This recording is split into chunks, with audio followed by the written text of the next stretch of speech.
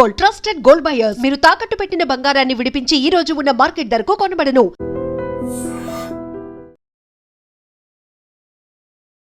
So phone tapping వ్యవహారం ఏం జరుగుతోంది, అసలు ఎక్కడికి దారి తీస్తుంది? ఇన్వెస్టిగేషన్ ఏమీ జరగడం లేదు, కేవలం రాజకీయమే నడుస్తుంది. టెలిఫోన్ అనే సాధనం మన దేశంలోకి వచ్చినప్పటి నుంచి ఫోన్ ట్యాపింగ్ జరుగుతూనే ఉంది. ఇవన్నీ తప్పించుకోవాలి, వాటన్నిటి నుంచి ప్రజలను రక్షించాలి అని అంటే, నేరస్తుల మీద ఉక్కుపాదం మోపాలంటే ట్యాపింగ్ తప్పనిసరి. కానీ ట్యాపింగ్ చేసేటప్పుడు ఫస్ట్ హరీష్ రావు, కేటీఆర్, సంతోష్ రావు, నెక్స్ట్ ఎవరు కేసీఆర్ అనేది ఎందుకు వినిపిస్తోంది? నిజంగా అరెస్టులు ఉంటాయా? మంత్రివర్గం, గతంలో మాజీ ముఖ్యమంత్రి వీళ్ళందరినీ అరెస్ట్ చేస్తారనేది అది జరిగితే రాష్ట్రం అగ్నిగుండం అవుతుంది. థంబ్నెయిల్స్ పెట్టి చేస్తారు, చేస్తే మేము దాని మీద కేసు పెడితే ఇన్వెస్టిగేట్ చేయరు. ఇదే హైదరాబాద్. మీరు సజ్జనార్ గారి మీద చేసినటువంటి కామెంట్స్ అనేవి, ఆయన సంజాయిషి అడిగారు, లేకపోతే చర్యలు తీసుకుంటామన్నారు. మీరెందుకు ఆయన మీద టార్గెట్ చేసినట్టుగా మాట్లాడారు? ప్రవీణ్ కుమార్కో సజ్జనార్కో మధ్యలో జరుగుతున్న ఒక వివాదం లాగా.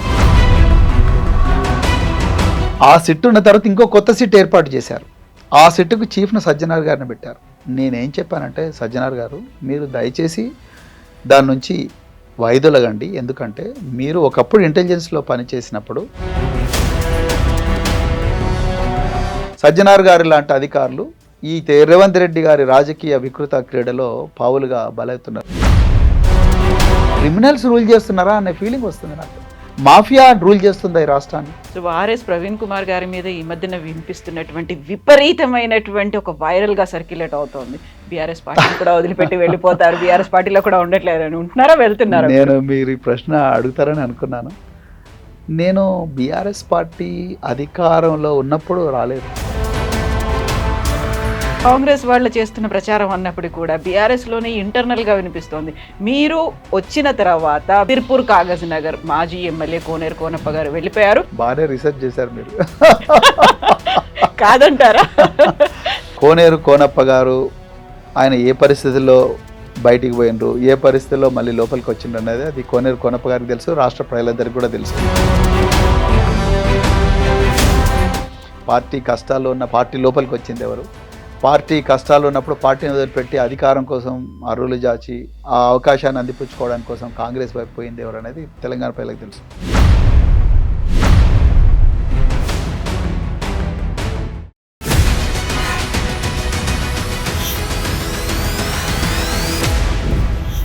నమస్తే, welcome to I dream inside politics with Kavitha. Telangana రాష్ట్రంలో ఫోన్ ట్యాపింగ్ వ్యవహారం మీదే రాజకీయం అంతా నడుస్తోంది. గతంలో బీఆర్ఎస్ ప్రభుత్వం మాత్రమే కాదు, ఇప్పుడు కాంగ్రెస్ సర్కార్ కూడా మంత్రివర్గ ఫోన్లతో పాటుగా ప్రతిపక్ష నాయకుల ఫోన్లను కూడా ట్యాప్ చేస్తోంది అనేటువంటి ఆరోపణలు వినిపిస్తున్నాయి. యాక్చువల్గా ఫోన్ ట్యాపింగ్ అనేది ప్రభుత్వం ఎందుకు చేయిస్తోంది? అది కేవలం పోలీస్ అధికారులు చేసేటువంటి తప్పిదంగానే ఎందుకని ముద్రపడుతోంది? మనతో పాటుగా ఉన్నారు సీనియర్ లీడర్, మాజీ ఐపీఎస్ అధికారి అండ్ ప్రస్తుతం బీఆర్ఎస్ లో కీలకంగా వ్యవహరిస్తున్నటువంటి ఆర్ఎస్ ప్రవీణ్ కుమార్ గారు. హలో అండి, నమస్తే. ఎలా ఉన్నారు? ఐఎమ్ గుడ్ అండి. సో ఫోన్ ట్యాపింగ్ వ్యవహారం ఏం జరుగుతోంది, అసలు ఎక్కడికి దారి తీస్తుంది? ఏమీ జరగడం లేదు, అసలే కదలట్లేదా ముందుకి? ఇన్వెస్టిగేషన్ ఏమీ జరగడం లేదు, కేవలం రాజకీయమే నడుస్తుంది.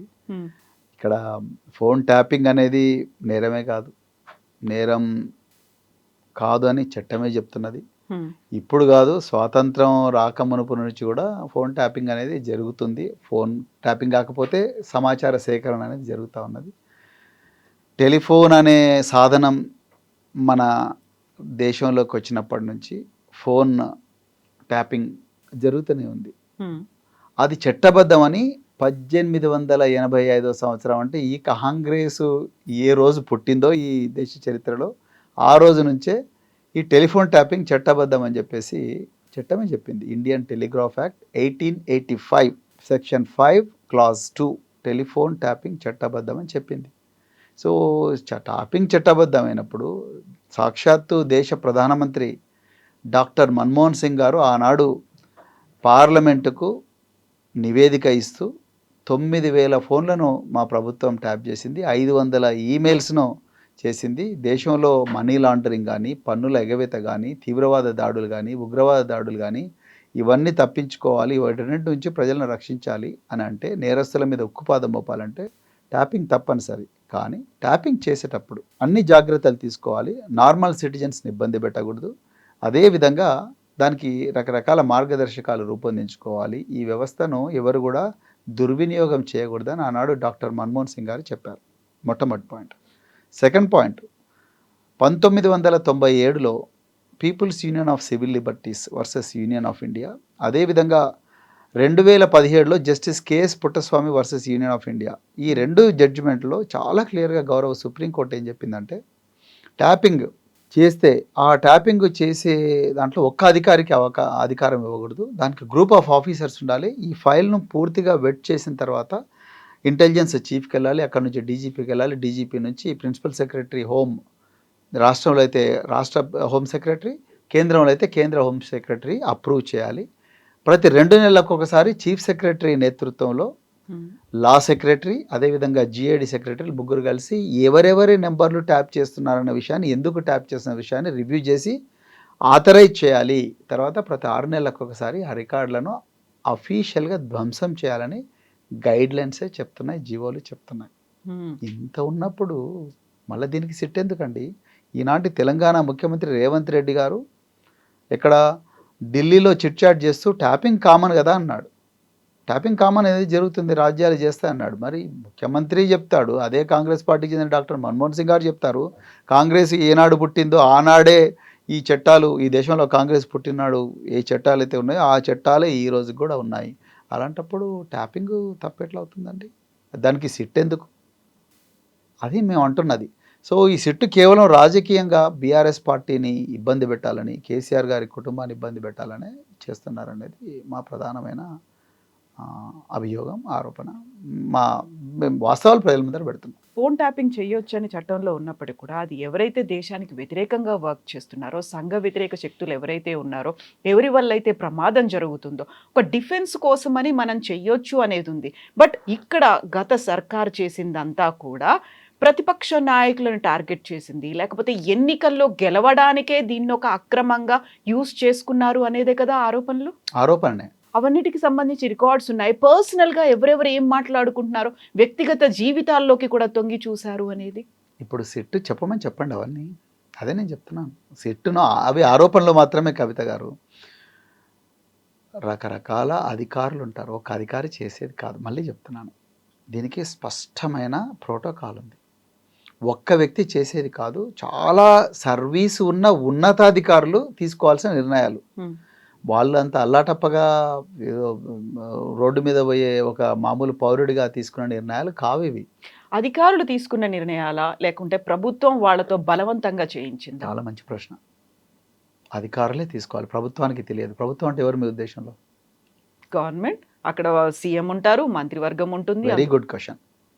మంత్రివర్గంలో ఎవ్వరికి కూడా సంబంధం ఉండదు. నేను ఆ రోజు కూడా బీఆర్ఎస్ భవన్లో, తెలంగాణ భవన్లో ప్రెస్ మీట్లో అదే చెప్పాను.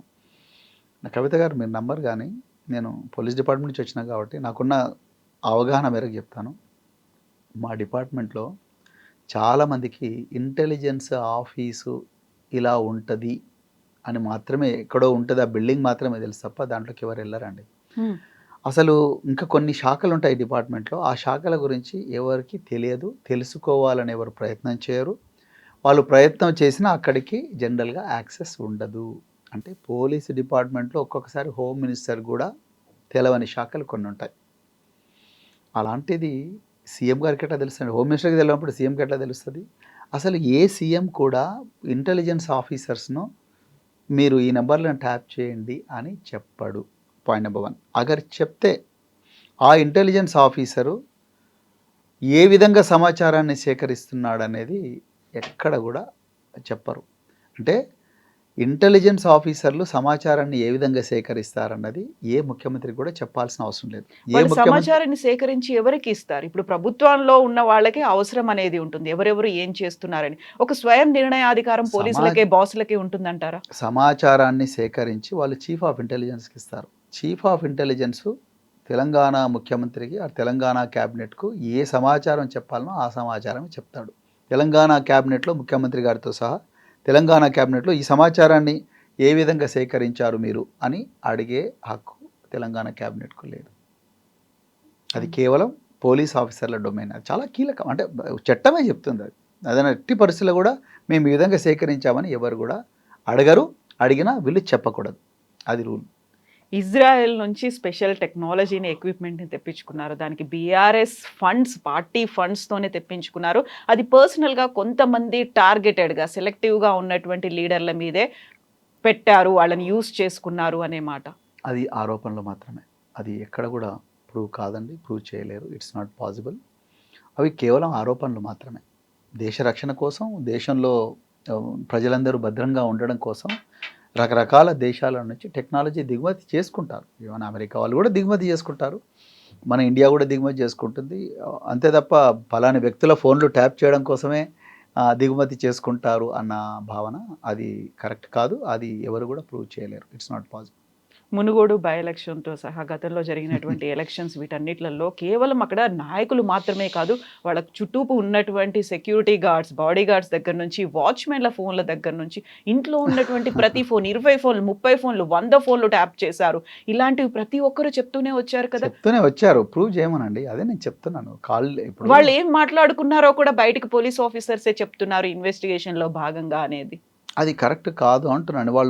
వాళ్ళు చెప్తున్నది కరెక్ట్ కాదు అంటున్నాను నేను. ఇదంతా కూడా ఒక వ్యక్తి తీసుకునే నిర్ణయం కాదండి. అది నేను మొదట చెప్పిందే మళ్ళీ ఇప్పుడు కూడా చెప్తున్నాను. ఒక ఇంటెలిజెన్స్ డిపార్ట్మెంట్లో ఎవరి ఫోన్లు ట్యాప్ చేయాలి, ఎందుకు ట్యాప్ చేయాలి అనేది సామూహికంగా గ్రూప్ ఆఫ్ ఆఫీసర్స్ తీసుకునే నిర్ణయాలు. దాని మీద పేపర్ మీద కూడా ఉంటుంది ప్రతిదీ కూడా. అంత ఈజీగా ఈ నెంబర్ ట్యాప్ చేస్తే కవిత గారు మీరు ఎయిర్టెల్ కదా, లేకపోతే మీరు ఎయిర్సెల్ కదా, టాటా కదా, మీరు చేయండి అంటే వాళ్ళు చేయరు. It's not possible. వాళ్ళు చేస్తే వాళ్ళ కంపెనీలు మూసుకోవాల్సి వస్తుంది, వాళ్ళు దేశద్రోహులు అవుతారు.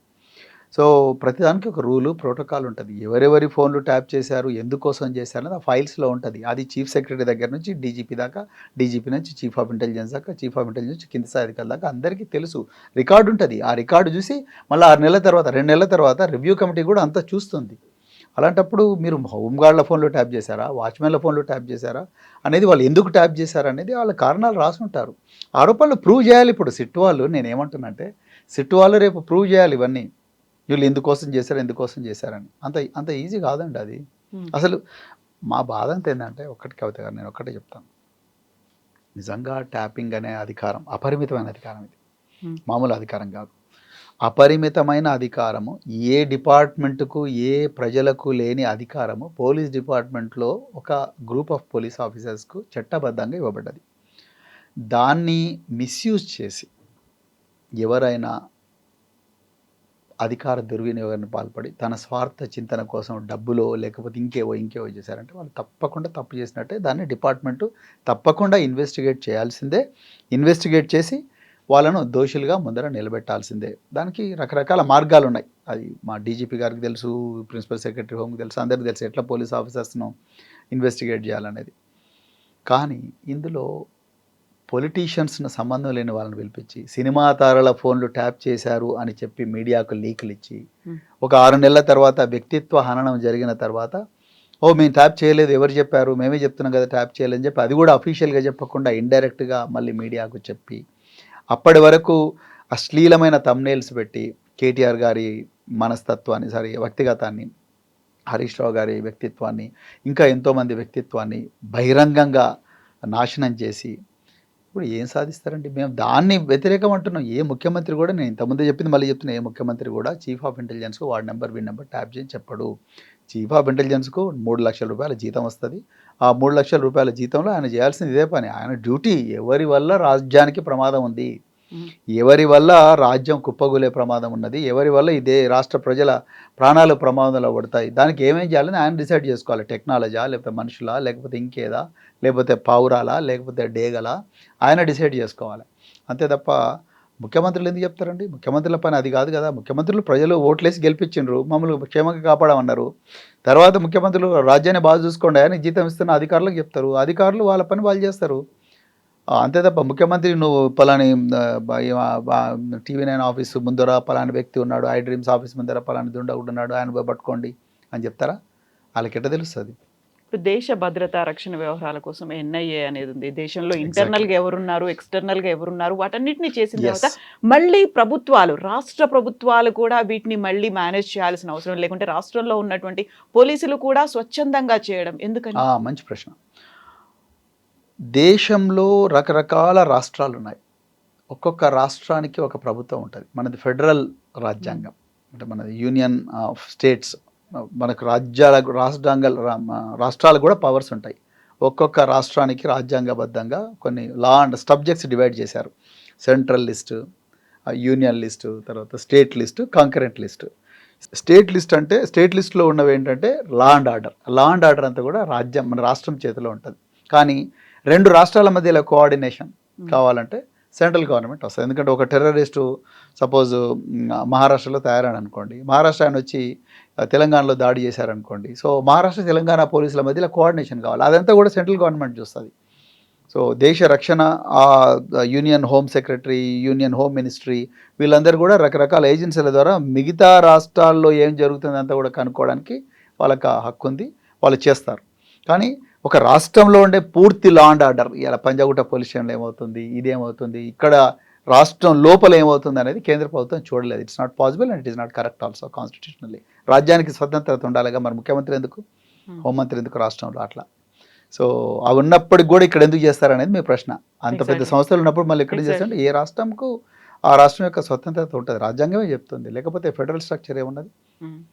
సో ఇప్పుడు ఎన్ఐఏ ఏం చేసింది, ఎన్ని దాడులు చేసింది, ఎంతమందిని పట్టుకుంది అనేది అఫీషియల్ గా వస్తుంది. బట్ రాష్ట్రాలు దీన్ని మిస్యూజ్ చేస్తున్నాయి. వ్యక్తిగతంగా ఒకరిని టార్గెట్ చేయడానికో, ఎలక్షన్స్ లో వాళ్ళని దెబ్బతీయడానికో, లేకుంటే ప్రతిపక్ష లీడర్లు కొంతమందిని ఉన్నారో వాళ్ళని రహస్యాలు తెలుసుకోవడానికి మాత్రం ఉపయోగిస్తుంది. ఎన్ఐఏది రిలీజ్ చేస్తోంది, బట్ వీళ్ళది ఎందుకు బయటికి రావట్లేదు? యాక్చువల్గా ఎన్ఐఏ కూడా రిలీజ్ చేయదండి. ఇంటెలిజెన్స్ ఏజెన్సీ ఏది కూడా రిలీజ్ చేయదు, చేయకూడదు కూడా.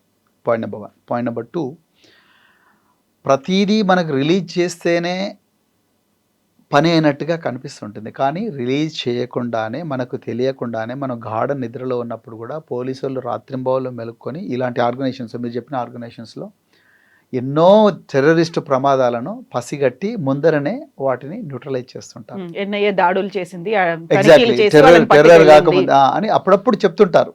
అదర్వైజ్ మనకు తెలియకుండానే చాలా జరిగిపోతుంటాయి. సో ఏ రాజ్యం కూడా, ముఖ్యంగా నిఘా సంస్థలు ఏవి కూడా ప్రెస్ మీట్లు పెట్టడం కానీ, ప్రెస్ నోట్ రిలీజ్ చేయడం కానీ జనరల్గా చేయరు. ఏదో అరెస్ట్ అయితే తప్ప చేస్తారు, ఒక ఇంట్లో సెర్చ్ చేస్తే తప్ప చేస్తారు, అంతే తప్ప అదర్వైజ్ మేము ఇలాంటి ఇంటెలిజెన్స్ సేకరించామని ఎప్పుడు కూడా చెప్పరు. ఇక్కడనే కాదు, ప్రపంచంలో ఎక్కడ కూడా చెప్పరు, చెప్పకూడదు కూడా. సో ఇప్పుడు పోలీసులకే నిర్ణయాధికారం ఉంటుంది, వాళ్ళంతా వాళ్లే చేస్తారు అనుకున్నప్పుడు, మీరు కూడా బిఎస్పీ అధినేతగా ఉన్నప్పుడు మీరు ప్రభుత్వం చేస్తోంది, ప్రభుత్వం చేసిందా అక్కడ పోలీసులు చేశారా? మీరు చేసినటువంటి ఆరోపణ కూడా నాకు మంచి ప్రశ్న. నాకు యాపిల్ నుంచి మెసేజ్ వచ్చింది, హ్యాక్ అవుతోంది అని, నా ఫోన్ హ్యాక్ అవుతుందని. యాపిలే రాసింది, నీ ఫోన్ మామూలుడు ఎవడు హ్యాక్ చేయడు, ఏదో రాజ్యం హ్యాక్ చేస్తుంది. రాజ్యం హ్యాక్ చేసినప్పుడు రాజ్యాలు రెండే ఉంటాయి, తెలంగాణ ప్రభుత్వం ఉండాలి, నేను తెలంగాణలో పుట్టినా కాబట్టి, లేకపోతే కేంద్ర ప్రభుత్వం ఉండాలి. నేను అదే చెప్పాను, తెలంగాణ ప్రభుత్వం అన్న చేసి ఉండాలి, రాజ్యం అంటే అదే కదా. తెలంగాణ పోలీసులే చేస్తున్నారని యాపిల్ ఏం చెప్పలేదు, ఒక రాజ్యం చేస్తుంది. ఆ రాజ్యం ఏదో నాకు తెలియదు, కానీ మాకు ఇంకా ఫర్దర్గా తెలిస్తే చెప్తానంటే 2 మెయిల్స్ పంపించింది. ఆ మెయిల్స్ కాపీలు తీసుకొని చెప్పి నేను commissioner of police C V Anand గారికి ఇచ్చాను. ఇట్లా ఉంది, నాకు మరి ఆ రాజ్యం ఏదో కేంద్ర రాజ్యమా రాష్ట్ర రాజ్యమా నాకు తెలియదు, బట్ దీన్ని ఇన్వెస్టిగేట్ చేయండి అన్నారు. కానీ వాళ్ళు ఏం ఇన్వెస్టిగేట్ చేయలేదు, ఎఫ్ఐఆర్ చేసి వదిలేశారు. సో ఐపీఎస్ ఆఫీసర్గా మీరు కంప్లైంట్ చేశారు, ఆ తర్వాత ఐఏఎస్ ఆఫీసర్ ఆకునూరి మురళీ కూడా చేశారు. అంటే వీళ్ళని ఒక రాజ్య వ్యతిరేక శక్తులు అని అనుకున్నారా ఏంటి అసలు? నాకు తెలియదు, మరి ఎవరు చేశారో వాళ్ళని అడగాలి. అది మా ఫోన్లో ఎవరు ట్యాప్ చేశారు అనేది నిజంగా మా ఫోన్లకి ఏమైనా పెగాసస్ సాఫ్ట్వేర్ ఏమైనా వచ్చిందా అవన్నీ కూడా మాకు తెలియదు. అది వాళ్ళు రాజ్యమే చెప్పాలి, మరి మాకు పౌరులుగా మాకేముంటుందండి. సో మేము పోయి పోలీస్ స్టేషన్లో కంప్లైంట్ చేయగలం, కంప్లైంట్ చేస్తే వాళ్ళు చెప్పాలి కదా, మరి వాళ్ళు చెప్పలేదు, మాకేం చెప్పలేదు. మా ఏ ఫోన్లు అటాక్ అయింది, ఎందుకు అయింది అని కూడా చెప్పాము, అన్ని ఇచ్చాను, మెయిల్స్ అన్ని కూడా ఇచ్చాను, వాళ్ళేం చెప్పలేదు మాకు. So RS Praveen Kumar BSP అధినేతగా ఉన్నప్పుడేమో ప్రభుత్వం నా ఫోన్ ట్యాప్ చేసిందన్నారు. ఆ తర్వాత బీఆర్ఎస్లోకి వచ్చిన తర్వాత పోలీసుల మీద ఆరోపణలు చేస్తున్నారు. ద్వంద్వ నీతి అనేది వెరీ రీసెంట్గా బీజేపీ ఎంపీ రఘునందన్ ఒక వాయిస్, అప్పుడు ఆర్ఎస్ ప్రవీణ్ కుమార్, ఇప్పుడు ఆర్ఎస్ ప్రవీణ్ కుమార్, మధ్యలో ఈయన ఏం మారింది, ఎందుకు మారాడు? ఒక పోలీస్ ఆఫీసర్ రాజకీయ నాయకుడు అయితే ఇలాగే టంగ్ ట్విస్ట్లు అనేవి ఉంటాయా? ఇలాంటి బోల్డ్ డౌట్స్ నిజంగా రాజకీయ నాయకులే టంగ్ ట్విస్ట్ చేస్తారు, పోలీస్ ఆఫీసర్లు చేయలేరు, చేయనీకే కాదు వాళ్ళకి రాదా. మీరు మారిపోయారు అయితే రఘునందన్ రావు గారు చేస్తున్న టంగ్ ట్విస్ట్ నేను చేయలేను. నేను ఆ రోజు కూడా కంప్లైంట్ ఇచ్చానని చెప్పాను, నేను కంప్లైంట్ ఇవ్వలేదని చెప్పలేదు. నేను ఏమన్నాను, నేను ఆ రోజు నాకు వచ్చింది నీ ఫోన్ హ్యాక్ అవుతుంది, హ్యాక్ చేసే ప్రయత్నం చేస్తున్నారు, జాగ్రత్తగా ఉండని యాపిల్ కొన్ని నాకు సలహాలు ఇచ్చింది, రైట్. అదే నేను కమిషనర్ ఆఫ్ పోలీస్ చెప్పి నా ఫోన్ ఎవరో ట్యాప్ చేసి హ్యాక్ చేస్తున్నారు, ఇగో ఇది అని చెప్పాను నేను. మీరు ఆ మెయిల్ ని పబ్లిక్ గా కూడా ట్విట్టర్ లో పెట్టాను, కరెక్ట్. సో ఈ రోజు నేనేమంటున్నాను, నేను మళ్ళీ చెప్తున్నాను, ఆ రోజు నేను చెప్పింది కరెక్టే, ఇప్పుడు కూడా చెప్తున్నా ఆ రోజు నేను చెప్పింది కరెక్టే. నేను ఈ రోజు ఏం చెప్తున్నాను, ట్యాపింగ్ చట్టబద్ధమే, కానీ రాజకీయ నాయకులకు ఆపాదించకండి. నిజంగా మీరు ఎవరిని ఇన్వెస్టిగేట్ చేయాల్సి ఉంటే మీరు మీ ఆఫీసర్లను అడగండి. ఇంతమంది 6 మంది ఆఫీసర్లు ఉంటారు, అందరూ పెద్ద పెద్ద ఆఫీసర్లు, వాళ్ళని అడగండి. కేసీఆర్ గారు లేకపోతే హరీష్ రావు గారు, కేటీఆర్ గారు ఇవాళ జోగినపల్లి సంతోష్ను పిలిచారట, వాళ్ళు లేకపోతే ఇంకెవరు వీళ్ళు ఏం చేస్తారు? ఎమ్మెల్యేలు ఎమ్మెల్సీలు వాళ్ళని పిలిపించి మీరు ఏం చేసారు, మీరు నెంబర్లు ఇచ్చినరా అంటే వాళ్ళు ఏం చేస్తారు? వాళ్ళ నెంబర్ ఇస్తే చేస్తారు ఆఫీసర్లు? వాళ్ళే సూత్రధారులుగా కేవలం పోలీసులు మాత్రమే ఉన్నారు. నిజంగా పోలీసులు పాత్రదారులు, వాళ్ళు ఎవరెవరు నెంబర్లు తీసుకుంటే వాళ్ళు నిజంగా పోలీసులు జైలు పోతారు అట్లా చేస్తే. చేయకూడదు. సో నేను ఆ రోజు చెప్పిన దానికి ఈ రోజు చెప్పిన దానికి నా లోపల తేడా లేదు. రఘునందన్ రావు గారు టంగ్ ట్విస్ట్ చేస్తారు, ఆయన రోజుకో మాట మాట్లాడతారు, నేను అట్లా మాట్లాడడానికి రాదు, అదే మా బలహీనత. మీరు గతంలో చేసినటువంటి కంప్లైంట్ కి ఆన్సర్ ఏమైనా వచ్చిందా? అప్పుడు ప్రభుత్వం చేసిందా, పోలీసులు చేశారా? మీరు రాలేదు. పోలీస్ ఆఫీసర్ అయి ఉండి పోలీసుల మీదే పోలీసులే చేస్తారు అని చెప్పడం అనేది ఇప్పటిదాకా మీ డిపార్ట్మెంట్ అది చేయకూడదని ఏం లేదు, చేయొచ్చు, ఎవరిదైనా చేయొచ్చు, దానికి రీజన్ చూపించాలి అంతే తప్ప. రీజన్ చూపించాలి. 6 మంది ఆఫీసర్లు నేను చెప్పిన వాళ్ళు ఎవరైతే chief of intelligence, DGP, principal secretary home, chief secretary, law secretary, GAD secretary, వీళ్ళందరూ ఎస్ ఇతను దేశానికి ప్రమాదకారి అనుకుంటే చేయొచ్చు. అలా తెలంగాణలో 5,000 మందికి పైగా ప్రమాదకారులు ఉన్నారా? అది పోలీసు వాళ్ళు చెప్పాలి. అందులో మీరొకరు ఉన్నారు, ఆకునూరు మురళి గారు కూడా ఉన్నారు. అది రాజ్యం చెప్పాలి, నేను ఎట్లా చెప్తా, పోలీసు వాళ్ళు చెప్పాలి. రాజ్యం అంటే పోలీసు వాళ్ళు చెప్పాలి. అది నిజంగా నా చేసి ఉంటే అది వాళ్ళు చెప్పాలి, అంత నేను చెప్పడానికి లేదు. అయితే ప్రతిసారి ప్రభుత్వాలు పక్కకి వెళ్ళిపోతాయి, అక్కడ మంత్రులు కావచ్చు మిగతా వాళ్ళందరూ పక్కకుంటారు, ఎవరైతే కీలకమైనటువంటి పొజిషన్లో ఉన్నటువంటి అధికారులు ఉన్నారో వాళ్ళే బలవుతారు అనే ఒక మాట ఉంది కదా. దుర్వినియోగం చేస్తే బలవుతారు. ప్రభుత్వం చెప్తుందండి చెయ్యండి, సంతకం పెట్టండి అని చెప్పినప్పుడు ఆబ్వియస్ గా పెట్టాల్సిన అవసరం ఉంటుంది, వాళ్ళ మీద ప్రెషర్ ఉంటుంది. చాలా కీలకమైన ప్రశ్న అడిగారు, కానీ మీరు ప్రభుత్వం చెప్పింది చేయాలన్నా, ఒకవేళ నాకు తెలిసినంత ఏ ప్రభుత్వం చెప్పదు, ఒకవేళ చెప్పిన ప్రభుత్వం అంటే ఎవరైనా ముఖ్యమంత్రి లేకపోతే హోంమంత్రి ఎవరైనా చెప్పరు అని నేను బలంగా నమ్ముతున్నా. ఒకవేళ ఎవరైనా చెప్పినా ఏ ఆఫీసర్ కూడా చేయకూడదు, చేయకూడదు. నేను మళ్ళీ రిపీట్ చేస్తున్నాను, ఇంటెలిజెన్స్ సేకరణ, సమాచార సేకరణ గోప్యనీయంగా పోలీసు శాఖనే చేస్తుంది. ఏ ముఖ్యమంత్రి కూడా తెలవనీయకూడదు. ఏ ముఖ్యమంత్రి కూడా ఫలాని కవిత నెంబరు, ఫలాని ప్రవీణ్ కుమార్ నెంబరు, ఫలాని రాజు నెంబరు చేయండి అని చెప్పరు. ఇప్పుడు మనకి చట్టంలోనే ఉంది అనుకున్నప్పుడు వీళ్ళందరూ హార్డ్ డిస్క్లని ధ్వంసం చేశారు, పారిపోయారు, కనిపించకుండా మూసీలో పడేశారు, లేకుంటే వాటిని ధ్వంసం చేశారు, ఆ కేసు ఎందుకు ఉంది మరి? అది ఎందుకు పెట్టిండ్రో అదే సెట్టు చట్టబద్ధతను ప్రశ్నిస్తున్నది అదే. ఒకవేళ కమిటీనే ధ్వంసం చేయమని చెప్తుంది, 6 నెలలకు ఒకసారి కమిటీనే దీన్ని ధ్వంసం చేయండి, డేటాను ధ్వంసం చేయండి అని చెప్తుంది. మరి ఆ విధంగా డేటా ధ్వంసం జరిగినప్పుడు ఇప్పుడు కేసు ఎందుకు వచ్చిందో మాకు అర్థం. బట్ అక్కడ కాన్స్టిట్యూషన్ గా ఒక కమిటీ ఫామ్ అయింది అనేది ఉందా అఫీషియల్ గా? అది ఎందుకు మరి వీళ్ళు ఉన్నారు ఈ కమిటీలో, ఈ హెడ్ ఉంటారు, లేకపోతే ఈ ఆధ్వర్యంలో 6 సభ్యులు అనేది ఏర్పడింది అనేది అఫీషియల్ గా బయటికి రాలేదు కదా. ఉంటదండి, అది వాళ్ళు కోర్టులో సబ్మిట్ చేసిన డాక్యుమెంట్స్ చూడండి, తప్పకుండా కమిటీలు ఉంటాయి. కమిటీలు లేకుండా ఎట్లా ధ్వంసం? వాళ్ళని ఏర్పాటు చేసేది ఎవరు ఫామ్ చేస్తున్నారు? గవర్నమెంట్, అది చట్టంలోనే ఉంది, గైడ్ లైన్స్. అది పోలీస్ డిపార్ట్మెంట్ అంటే హోంమంత్రి కాదు, చీఫ్ సెక్రటరీని డిసైడ్ చేస్తారు. చీఫ్ సెక్రటరీ, ఆ కమిటీలో చీఫ్ సెక్రటరీ చైర్మన్ చైర్మన్గా ఉంటారు. అదేవిధంగా లా సెక్రటరీ, జిఐడి సెక్రటరీ వీళ్ళందరూ ఉంటారు. తర్వాత పోలీసు నుంచి ప్రిన్సిపల్ సెక్రటరీ హోము, డీజీపీ వీళ్ళందరూ రిప్రజెంటేటివ్స్ ఉంటారు. పెద్ద ఆయన చెప్పారు అని ఒక పొలిటికల్ గా వాళ్ళకి నెంబర్స్ అనేవి పేపర్ల మీద రాసిచ్చారు, వీళ్ళ చెయ్యండి, పేపర్ మీద హ్యాండ్ రైటింగ్ దాంతో రాసి ఇచ్చి ఆ తర్వాత వాటిని తీసేసుకున్నారు. వాళ్ళని ఇవన్నీ నేను మళ్ళీ చెప్తున్నాను, ఇదంతా రాజకీయంగా దుమారం లేపడానికి ప్రయత్నం చేస్తున్నారు. రాజకీయంగా కేసీఆర్ గారి కుటుంబాన్ని వీళ్ళందరినీ కూడా ఇబ్బంది పెట్టడానికి చెప్తున్న వార్తలే తప్ప, ఆరోపణలే తప్ప ఇందులో వాస్తవాలు లేవండి. నేను మళ్ళీ రిపీట్ చేస్తున్నాను, మళ్ళీ మీరు 10 సార్లు అడిగినా ఇదే చెప్తా, ఏ ముఖ్యమంత్రి కూడా పలానా నెంబర్ ఉంది అని చెప్పారండి. ఓ పెద్ద ఆయన చెప్పారు, చెప్పరు, రాసిచ్చారు. ఇప్పుడు సంతోష్ ఈ రోజు అటెండ్ అవుతున్నారు, సంతోషే ఆయన నెంబర్లు ఇచ్చారు, ఆయనే రాసిచ్చారు అని. ఆయన ఒక మాజీ రాజ్యసభ సభ్యుడు, ఆయన రాసిస్తే ఎవరైనా చేస్తారా? సంతోష్ రాసిస్తే ఎవరైనా ఈ నెంబర్ పెట్టునంటే పెడతారా? సీఎం ఫ్యామిలీ కదా, సీఎం కి అత్యంత సన్నిహితంగా ప్రతిరోజు ఉండేటువంటి ఒక పర్సన్. నాట్ పాసిబుల్ అండి, అట్లా చేయరు. పోలీస్ ఆఫీసర్లు వాళ్ళు రాజకీయ నాయకులు ఇవాళ ఉంటారు, రేపు పోతారు. కవిత గారు అంటే వాళ్ళు ఈ రోజు అధికారం ఉంటారు, రేపు ప్రతిపక్షాలు ఉంటారు. కానీ 30 సంవత్సరాలు ఉద్యోగాలు ఉండాల్సింది ఎవరు? Police officers. బట్ అదే పోలీస్ ఆఫీసర్లని టార్గెట్ చేస్తున్నట్టున్నారు. సిట్లో అధికారులు ఒక 6 నెలల్లో రిటైర్ అయిపోయే వాళ్ళు, మా ప్రభుత్వం వచ్చింది తర్వాత మేము చూసుకుంటాం, మీరు ఇష్టం వచ్చినట్టుగా ఆడకండి, వాళ్ళు ఆడిస్తున్నట్టుగా మీరు డాన్స్ చేయకండి. రిక్వెస్ట్ చేస్తున్నాం, చేతులు జోడించి పోలీస్ ఆఫీసర్లకు మేము రిక్వెస్ట్ చేస్తున్నాం, దయచేసి చట్టబద్ధంగానే పనిచేయండి, మీరు రాజకీయ ఒత్తిళ్లకు లొంగకండి. రేవంత్ రెడ్డి గారు లేకపోతే ఆయన కింద ఉండే అనుచరులు ఏదో చెప్పారని చెప్పేసి మీరు దయచేసి తప్పటి అడుగులు వేయకండి, వేస్తే చట్టబద్ధంగా మేము చర్యలు తీసుకోవాల్సి ఉంటుంది అని చెప్పడంలో తప్పే ఉందండి?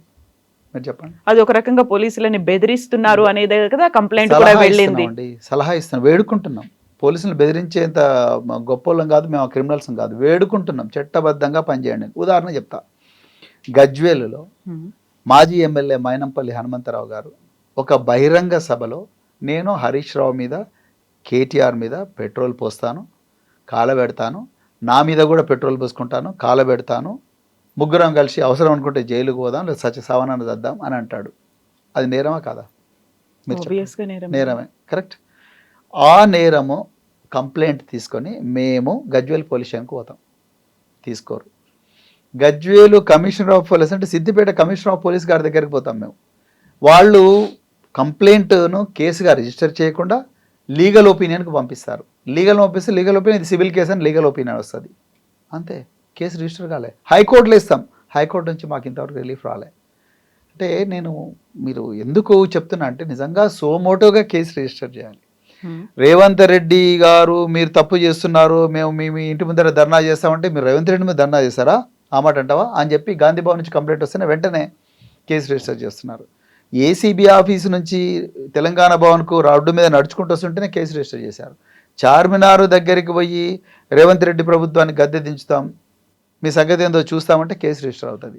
అదే రేవంత్ రెడ్డి గారు హోంశాఖ మంత్రి, ముఖ్యమంత్రి, మీ బీఆర్ఎస్ గద్దెలు కూలుస్తాం, తెలుగుదేశం పార్టీని మీరు కాంగ్రెస్ పార్టీ నుంచి ఎన్నికైన ముఖ్యమంత్రి, తెలుగుదేశం పార్టీ నాశనం చేసింది మీరే కాబట్టి బీఆర్ఎస్ గద్దెలు కూల్చేదాకా కూల్చి మనం మళ్ళీ తెలుగుదేశానికి పునర్భావం తీసుకురావాలని అన్న కాంగ్రెస్ ముఖ్యమంత్రి, దాని మీద ఏం కేసులు ఉండవు. హోంమంత్రే గద్దెలు కూల్చండి అంటున్నాడు, అది కేసులు ఉండవు. మేము ఏమంటున్నామంటే పోలీసులారా మీరు దండం పెడతాం, మీకు చట్టం ఉంది, పోలీస్ మాన్యువల్ ఉంది, భారతీయ న్యాయ సంహిత ఉంది, భారతీయ శిక్షా అంటే సిఆర్పిసి ఉంది, బిఎన్ఎస్ఎస్ అంటారు దాన్ని ఇప్పుడు, ఇవన్నీ ఉన్నాయి. సో ఇవన్నీ ఉన్నప్పుడు దాని ప్రకారం ఉద్యోగం చేయండి కదా. మీరు రేవంత్ రెడ్డి గారికి భయపడి ఎందుకు చేస్తారు? లేకపోతే మైనంపల్లి హనుమంతరావు ఇంకెవరో వాళ్ళెవరో చెప్తే ఎందుకు చేస్తున్నారని మేము అంటున్నామండి. గతంలో సీఎం కేసీఆర్కే భయపడి వీళ్ళందరూ చేశారు, అందుకే వాళ్ళని అరెస్ట్ చేశారు, ఇప్పుడు వాళ్ళకి బెయిల్ కూడా రావట్లేదు అనేది కదా. వాళ్ళు కూడా ప్రభుత్వ ఒత్తిడికి తలొగ్గే ఇలాంటి పనులు చేయకూడదు అంటున్నాం మేము, చేయకూడదు అంటున్నాం. అది రేపొద్దున ఇబ్బంది అయ్యేది వాళ్ళకే కదా, అందరు బాగానే ఉంటారు, వాళ్ళకే ఇబ్బంది అవుతుంది, అది కాకూడదని మేము రిక్వెస్ట్ చేస్తున్నాం. అందుకొరకే మేము ఎప్పుడు మాట్లాడినా మేము ముందు చేతులు జోడించి రిక్వెస్ట్ చేస్తున్నాం, అయ్యా చట్టబద్ధంగా చేయండి, చట్టబద్ధంగా చేసి మీరు మంచి పేరు సంపాదించుకోండి, మీరు మాకు ఫేవర్ చేయకండి, మాకు we don't want any favour from you, but what we want is please follow the law. Law should be, the application of law should be fair to everybody. మీరు సజ్జనార్ గారి మీద చేసినటువంటి కామెంట్స్ అనేవి, ఆయన సంజాయిషి అడిగారు, లేకపోతే చర్యలు తీసుకుంటామన్నారు, మీరెందుకు ఆయన మీద టార్గెట్ చేసినట్టుగా మాట్లాడారు? చాలా మంచి ప్రశ్న, కానీ నేను వాస్తవాలు చెప్పాలి. ఇది ప్రవీణ్ కుమార్కో సజ్జనార్కో మధ్యలో జరుగుతున్న ఒక వివాదంలాగా దీన్ని చిత్రీకరిస్తున్నారు. ఇది కరెక్ట్ కాదు. సజ్జనారు చాలా మంచి ఆఫీసర్, ఆయనకు మంచి ఇమేజ్ ఉంది ఆ డిపార్ట్మెంట్లో. ప్రజల లోపల కూడా ఒక మంచి ఆఫీసర్, డిపార్ట్మెంట్లో ఇమేజ్ ఉండడం వేరే, ప్రజల లోపల ఇమేజ్ ఉండడం వేరే. ప్రజల లోపల కూడా ఆయనకు ఒక మంచి ఆఫీసర్ అన్న ఇమేజ్ ఉంది. నేను చెప్పాలనుకున్నది ఏంటి అంటే, సజ్జనార్ గారు చీఫ్ ఆఫ్ సిట్, ఇప్పుడు commissioner of police SIT, already ఈ ట్యాపింగ్ వ్యవహారాన్ని ఇన్వెస్టిగేట్ చేయడం కోసం ఒక సిట్ ఉంది. దానికి చీఫ్ ఏసీపీ ఒక అతను ఉన్నాడు, జూబ్లీహిల్స్ పొల్యూషన్లో కూర్చుంటాడు ఆయన. ఆ సిట్ ఉన్న తర్వాత ఇంకో కొత్త సిట్ ఏర్పాటు చేశారు. ఆ సిట్కు చీఫ్ను సజ్జనార్ గారిని పెట్టారు. నేనేం చెప్పానంటే, సజ్జనార్ గారు మీరు దయచేసి దాని నుంచి వైదొలగండి. ఎందుకంటే మీరు ఒకప్పుడు ఇంటెలిజెన్స్లో పనిచేసినప్పుడు 2015లో ఆంధ్రప్రదేశ్లో మీ డిపార్ట్మెంట్ మీద, ఆంధ్రప్రదేశ్లో ఉండే రాజకీయ నాయకుల మీద, మీ డిపార్ట్మెంట్ మీద 80 దాకా కేసులు బుక్ అయినా. మాకు అప్పుడు సమాచారం 7-8 కేసుల గురించి వచ్చింది. నేను అప్పుడు పబ్లిక్ డొమైన్లో సమాచారం సేకరించి చెప్పాను. ఎందుకంటే ఆ రోజే కేటీఆర్ గారిని పిలిచారు, నాకు ఒక 2-3 గంటల సమయమే ఉంది. సో ఆ సమయంలో మేము కొంత రీసెర్చ్ చేసి తీసుకుపోయి చెప్పాము. ఒక 4-5-7 పోలీస్ స్టేషన్లు చెప్పాను. యాక్చువల్గా 87 పోలీస్ స్టేషన్లో ఆనాడు తెలుగుదేశం పార్టీ నాయకులు, తెలంగాణ గవర్నమెంట్ అఫీషియల్స్, తెలంగాణ అక్కడక్కడ పోలీస్ ఆఫీసర్లను కూడా ఉన్నారు, మా నాయకుల, తెలుగుదేశం నాయకుల ఫోన్లు ట్యాప్ చేస్తున్నారు అని చెప్పి 2015లో ఇచ్చారు. తెలంగాణలో ఆ రోజు ఇంటెలిజెన్స్లో సజ్జనార్ గారు ఉన్నారు. సజ్జనార్ గారు, మీరు ఆ రోజు చేసింది ఒప్పు అయితే మరి ఈరోజు ఇక్కడ పోలీసు వాళ్ళు చేసింది కూడా ఒప్పు అవుతుంది. దయచేసి మీరు అక్కడ పనిచేసిండ్రు కాబట్టి మీరు ఇప్పుడు సిట్టుకుండి ఇదే ట్యాపింగ్ వ్యవహారాన్ని ఇన్వెస్టిగేట్ చేయడం కరెక్ట్ కాదు, మీరు వాయిదొలగండి అని నేను వారిని చెప్పిన. అంతే తప్ప సజ్జనార్ గారి క్యారెక్టర్ కానీ, సజ్జనార్ గారు మీద లేనిపోయిన అభాండాలు వేయడం కానీ, ఆయన మీద 7 క్రిమినల్ కేసులు ఉన్నాయి. నేను అదే చెప్పాను. 7 ఎగ్జాంపుల్గా 7 తెలంగాణ పోలీసుల మీద ఆంధ్రప్రదేశ్లో బుక్ అయ్యని చెప్పారు. నేను సజ్జనార్ గారి పేరు చెప్పింటే అది కరెక్ట్ కాదు, నేను చెప్పడం అట్లా కరెక్ట్ కాదు. కానీ తెలంగాణ పోలీసుల మీద, కానీ ఆ రోజు తెలంగాణ పోలీసుల్లో నిఘా విభాగంలో సజ్జనార్ గారు కూడా డిఐజీగా ఉన్నారు, సజ్జనార్ గారు ఐజీగా ఉన్నారు. సో నేను అట్టేటప్పుడు మీరు ఆ రోజు ఏ నిఘా విభాగం అయితే ఆ రోజు ఆంధ్రప్రదేశ్లో మీరు మా ఫోన్లు ట్యాప్ చేసినని ఆరోపణలు ఎదుర్కొన్నారో, ఆ నిఘా విభాగంలో మీరు డిఐజీ ఐజీగా పనిచేసి ఇప్పుడు మీరు సిట్టుకు చీఫ్గా ఉండడం అనేది అది కరెక్ట్ కాదు. ఆ రోజు మీరు చేసింది ఒకవేళ నిజమై ఉంటే ఈరోజు ఇక్కడ పోలీసు వాళ్ళు చేసింది తప్పెట్లవుతుంది. అందుకొరకు మీరు మీ ఓన్ డిపార్ట్మెంట్లో పనిచేసిన ప్రభాకర్ రావు గారిని, మరి ముఖ్యంగా ప్రభాకర్ రావు గారిని ఇన్వెస్టిగేట్ చేయడం కరెక్ట్ కాదు అని చెప్పి నేను చెప్పిన. నేను ఇప్పటికి కూడా అదే మాట మీద ఉన్నా. సో ఆయన నన్ను ఒక లెటర్ అడిగాడండి. ఆయన ఏమన్నా మీరు నా మీద ఏమేమి 7 కేసులు ఉన్నాయి, దాని స్టేజు, ఎఫ్ఐఆర్ నెంబర్ అవన్నీ నన్ను అడిగారు. నేను చాలా క్లియర్గా చెప్పిన, నేను నాకుండే సమాచారం ఇది, నేను నా దగ్గర ఉండే సమాచారంతో ఒక రాజకీయ నాయకుడిగా నేను మాట్లాడినా, నేను మిమ్మల్ని వ్యక్తిగతంగా దెబ్బతీయలేదు. సో ఆయన 2 రోజుల టైం అడిగారు. 2 రోజుల్లో నాకు ఈ కేసుల వివరాలన్నీ తీసుకు లాస్ట్కి ఛార్జ్ షీట్ ఫైల్ చేసిన దాని కాపీ ఒకటి అవి ఇవన్నీ అడిగారు. అవి పోలీస్ డిపార్ట్మెంట్లో best sub inspector, best inspector కూడా 2 రోజులు కాదు కదా, 20 రోజుల్లో కూడా ఆ డేటా తీసుకురాలేరు. నేను చెప్పాను, ఆ డేటా తీసుకురావాల్సింది మీరు. ప్రతిపక్షంగా ప్రశ్నించే బాధ్యత, హక్కు మాకు రాజ్యాంగంలో ఆర్టికల్ 19 ద్వారా సంక్రమించింది. మేము మా సమాచారం తప్ప రైటా చెప్పాల్సింది పోలీసులు, లేకపోతే హోంమంత్రి, లేకపోతే ముఖ్యమంత్రి. నిజానికి దీనికి ఆన్సర్ చెప్పాల్సింది ముఖ్యమంత్రి, హోంమంత్రి రేవంత్ రెడ్డి గారు. సజ్జనార్ గారు ఒక ప్రభుత్వ అధికారి. ఆయనను ముందర పెట్టి రేవంత్ రెడ్డి హార్వర్డ్లో, బోస్టన్లో, దావోస్లో ఎంజాయ్ చేస్తున్నాడు. సో నేను ఇంకొక విషయం కూడా ఏం చెప్పానంటే, తర్వాత ఆ ఇంటర్వ్యూలో తర్వాత చెప్పిన ఏంటంటే, సజ్జనార్ గారి లాంటి అధికారులు ఈ రేవంత్ రెడ్డి గారి రాజకీయ వికృత క్రీడలో పావులుగా బలవుతున్నారు, సమిదలుగా మారిపోతున్నారు. ఇది కరెక్ట్ కాదు. అధికారులారు దయచేసి ఆలోచించుకోండి అని కూడా నేను చెప్పడం జరిగింది. సో అదే నేను చెప్పిన. దానికి నాకు మీడియా ఎట్లా చిత్రీకరిస్తుందంటే ఇది ప్రవీణ్ కుమార్కు, సజ్జనార్కు వ్యతిరేకంగా జరుగుతున్న వాళ్ళగా నేను కరెక్ట్ నేను ఇచ్చేసాను. ఒక ప్రస్తుత పోలీస్ ఆఫీసర్ మధ్య జరుగుతున్న మంచి మిత్రుడు అండి నాకు. సో అందుకొరకే సజ్జనార్ నాకు లెటర్ పంపించారు, ఇంతవరకు వచ్చింది ఆ వ్యవహారం. నాకు కూడా ఒక క్షణం బాధేసింది. కానీ ఆయన అఫీషియల్గా ఆయన చాలా తీవ్ర మనోవేదనకు గురైనట్టుంది ఆయన పేరు చెప్పంగానే. సో నేను ఎక్స్ప్లెనేషన్ ఇచ్చాను. ఆ రోజు మీరు ఇంటెలిజెన్స్లో ఉన్నారు కాబట్టి నేను మీ పేరు తీసుకున్నాను, అంతే తప్ప మీకు వ్యక్తిగతంగా లేదని అదే రాసి పంపించిన. సో ఆయన 2 రోజుల టైం అడిగా, నేను 1 రోజులో రాసి పంపించేసాను. సో ఆర్ఎస్ ప్రవీణ్ కుమార్ గారు ఏంటి ఫుల్ ఫ్లెడ్జ్డ్ గా పొలిటీషియన్ గా ట్రాన్స్ఫార్మ్ అయిపోయినట్టేనా? మీలాంటి వాళ్ళు గైడ్ చేస్తే ఇంకా బాగా అవుతాం. నిజంగా ఇంకా పాలిటిక్స్ ఇంకా రాలేదు మాకు, అవి వస్తాయో రావు కూడా నాకు తెలియదు. కానీ 3 years అవుతుంది కదా, 3 ఇంకా years అవుతుంది రాలేదంటే. కాబట్టి మరి ఇక మీరు చెప్పాలి నేను ఎవాల్వ్ అవుతున్నానా లేదా, లేకపోతే అదే పాత ఐపీఎస్ ఆఫీసర్ లేకపోతే వాసన ఛాయలు ఇంకా ఉన్నాయా మీకు? గురుకులాల సెక్రటరీ ప్రవీణ్ కుమార్ లేకపోతే కరీంనగర్ ఎస్పీ ప్రవీణ్ కుమార్ లాగానే ఉన్నానా లేదా అనేది మీరు చెప్పాలి. సో మరి బిఎస్పిలో మీరు రాష్ట్ర అధ్యక్షుడిగా ఉన్న తర్వాత, బీఆర్ఎస్ కి వచ్చిన తర్వాత, ఈ లీడర్ గా మారిన తర్వాత ఆ చేంజెస్ ఎట్లా చూస్తుండ్రు మీరు? అప్పుడు ఒక పార్టీకి అధ్యక్షుడిగా ఉన్నారు, ఇక్కడికి వచ్చి ఒక లీడర్ అయ్యిండ్రు, అండ్ యు ఆర్ సంధిస్తూనే ఉన్నారు, ఆ ప్రశ్నల్ని సంధిస్తూనే ఉన్నారు. కాకుంటే గతంలో బీఆర్ఎస్ ప్రభుత్వం మీద సంధించారు, ఇప్పుడు కాంగ్రెస్ మీద సంధిస్తున్నారు. చాలా ఆరోపణలు చేశారు కదా. పోరాటం నిరంతరం నేను పోరాటం చేస్తూనే ఉన్నాను. సో ఆ రోజు నేను బీఎస్పీ రాష్ట్ర అధ్యక్షుడిగా ఉన్నప్పుడు రాష్ట్రంలో ప్రజలు, ముఖ్యంగా నిరుద్యోగులు చాలా ఇబ్బందులకు గురైనరు. వాళ్ళందరికీ ఒక గొంతుగా నేను మారినమాట వాస్తవం. ఎందుకంటే నా దగ్గర ఒక స్పష్టమైన సమాచారం, టీజీపీఎస్సీ నుంచి పేపర్లు లీక్ కావడం, గ్రూప్ 1 పేపర్ లీక్ కావడం, కాళేశ్వరంలో అవినీతి, కాళేశ్వరం అవినీతి, అవన్నీ అని అన్నాం మేము ఆ రోజు. అంటే ఆ రోజు పోరాటాలు అన్ని ప్రతిపక్ష పార్టీలు ఏ విధంగా అయితే పోరాటం చేసినో ఆ విధంగా మేము పోరాటం చేసినాం. కానీ రకరకాల కారణాల వల్ల బీఎస్పీలో అగ్రనాయకత్వంతో నాకున్న కొన్ని డిఫరెన్స్ ఆఫ్ ఒపీనియన్ వల్ల నేను బయటకు వచ్చాను. బయటకు వచ్చిన తర్వాత బీఆర్ఎస్ పార్టీలో ఉన్నాను. నేను బీఆర్ఎస్ పార్టీలో ఎందుకు చేరినా అనేది కూడా మీకు ఇంతకుముందు కూడా చెప్పాను. ఇప్పుడున్న పరిస్థితుల్లో తెలంగాణ వాదం, బహుజన వాదం రెండు కలవాల్సిన అవసరం ఉన్నది. కలిస్తే రాష్ట్రానికి న్యాయం జరుగుతుంది అనే ఉద్దేశంతో నేను కేసీఆర్ గారు ఆహ్వానించారు. నేను వెంటనే పోయి జాయిన్ అయిన తర్వాత నేను బీఆర్ఎస్ పార్టీలు ఇప్పుడు పార్టీ కేటీఆర్ గారు, హరీష్ రావు గారు, కేసీఆర్ గారు, వీళ్ళందరికీ మిగతా సీనియర్ నాయకులందరూ కూడా నన్ను కేర్ఫుల్గా గైడ్ చేస్తూ ఏ విధంగా ముందరు పోవాలి, ఏ సమస్యల మీద మనం ఏం మాట్లాడాలి, మన పార్టీ లైన్ ఏ విధంగా ఉంటుంది అనేది కూడా కేర్ఫుల్గా గైడ్ చేస్తున్నారు. నేను కూడా నేర్చుకుంటున్నాను చాలా ఫాస్ట్గా. సో రాబోయే రోజుల్లో ఇంకా మంచిగా ఇవాల్వ్ అవుతానని అనుకుంటున్నాను. That is the hope with which I'm working. So గతంలో ఫోన్ ట్యాపింగ్ గురించి మాట్లాడారు, కాళేశ్వరం గురించి మాట్లాడారు, అవన్నీ ఆరోపణలైనా లేకుంటే వాటన్నిటికి సమాధానాలు దొరికాయా? ఫోన్ ట్యాపింగ్ మీద మాట్లాడుతూనే ఉన్నాను నేను. ఫోన్ ట్యాపింగ్ మీద, కాళేశ్వరం మీద కూడా మాట్లాడినాను నేను. ఇప్పుడు కూడా లేదంటారా? లేదు, కాళేశ్వరాన్ని కూల్చారని చెప్పాను.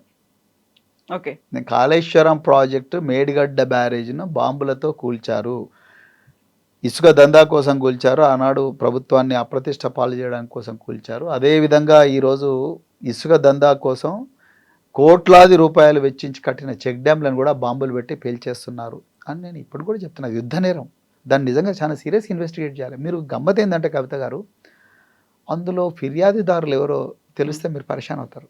అందులో ఫిర్యాదుదారులు మామూలు వ్యక్తులు కాదు, బాగా చదువుకొని ఆ డిపార్ట్మెంట్లో 10 సంవత్సరాలు పనిచేసిన ఇంజనీర్స్ ఉన్నారు. ఇంజనీర్సే కంప్లైంట్లో కొందరు దుండగులు బాంబులతో పేల్చివేశారు అని చెప్పి కంప్లైంట్ ఇచ్చిన తర్వాత కూడా వెరీ ఫస్ట్ కంప్లైంట్ అలాగే వచ్చింది. సెకండ్ కంప్లైంట్, ఫస్ట్ కంప్లైంట్ భారీ శబ్దాలు వినిపించింది. సెకండ్ కంప్లైంట్ దుండగులు బాంబులతో పేల్చివేశారు అని ఉందండి కంప్లైంట్. ఆ కంప్లైంట్ ఉన్నప్పుడు clues team, bomb disposal squad ఇవన్నీ కూడా రంగంలోకి దిగి ఈ 24 కోట్ల రూపాయలతో కట్టిన ఒక చెక్ డ్యాము ఎట్లా కూలిపోయింది, ఎట్లా కూల్చేశారు అని ఇన్వెస్టిగేట్ చేయాలి కదండి. ఆ శాంపుల్స్ తీసుకోవాలి కదా. అంటే ఈ ప్రభుత్వానికి ఇసుక దందా ఇంపార్టెంట్ అయింది కానీ రైతుల పొలాల్లోకి వచ్చే నీళ్ళు ఇంపార్టెంట్ కాదు. అంటే ఒక క్రిమినల్స్ రూల్ చేస్తున్నారా అనే ఫీలింగ్ వస్తుంది నాకు. మాఫియా రూల్ చేస్తుంది ఈ రాష్ట్రాన్ని. మీరు చూడండి, కోల్ బ్లాక్ అంటే అన్నం ఉడికిందా లేదా అనడానికి అన్ని మెతుకులు పిసకాల్సిన అవసరం లేదు, ఒక 2 మెతుకులు పిస్తే చాలు. మన అమ్మ చిన్నగా ఉన్నప్పటి నుంచి నేర్పిస్తుంది మనకి ఈ విషయం. ఒక check dam Medigadda barrage, okay మీరు కూలిపోయింది అన్నారు, మేము కూల్చేశారు అంటున్నాం. ఏదైనా అది వంగిన మాట వాస్తవము. 7 పిల్లర్స్ ఏవైతే ఉన్నాయో 7 పిల్లర్స్ కుంగినాయి, అవి డ్యామేజ్ అయినాయి. ఆ 7 పిల్లర్స్ను రిపేర్ చేస్తే, ఒక 300 కోట్లు పెట్టి రిపేర్ చేస్తే మళ్ళీ అందరికీ రైతులకు నీళ్ళు వస్తాయి. Common sense. ఒక చెక్ డ్యామ్ కడితే 1000 ఎకరాలకు భూములు వస్తాయి, నీళ్ళు వస్తాయి. ఆ చెక్ డ్యామ్ 24 కోట్లతో కట్టారు. దాన్ని కూలగొడితే వాటర్ స్టోర్ కాదు, ఇసుక తేలుతుంది. ఆ ఇసుకను మొత్తం కూడా మార్కెట్ చేయొచ్చు.